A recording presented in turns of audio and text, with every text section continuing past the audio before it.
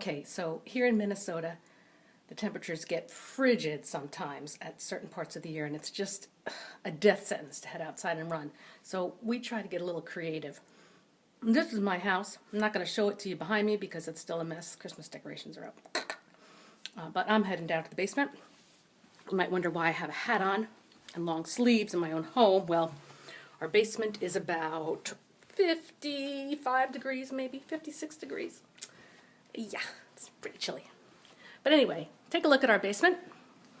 It is pretty big, not huge by any stretch of the imagination, but there is quite a bit of room, you can see. And as we were down here working out this morning, I thought to myself, hey, I could probably run a couple of laps around this basement. I wonder how many it would take to do a mile. So I got a little creative and I measured my feet and then I stepped like this. 1, 2, 3, and I counted all the way around the basement and I came out with 106. Now my foot measures about 11.5 inches long, so doing all the math, it turns out that one lap around this particular basement would be about 1/54th of a mile thereabout, so I would have to do 54 laps to run a mile.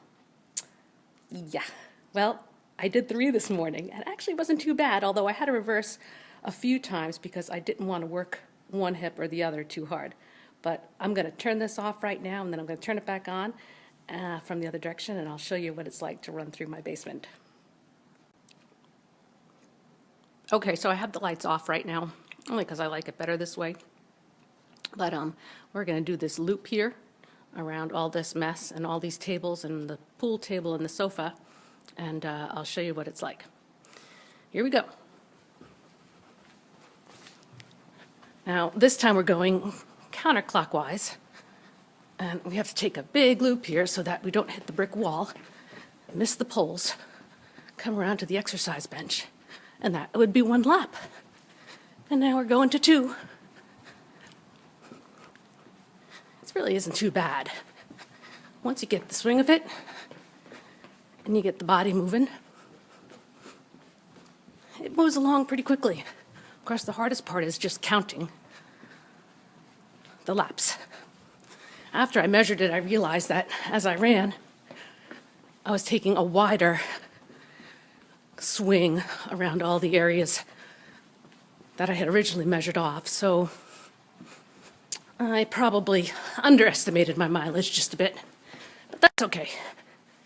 It's a good way to get 3 or 4 miles in on a day when the temperatures are in the -20s and -30s. Yep. Welcome to Minnesota, my friends. Welcome to Minnesota.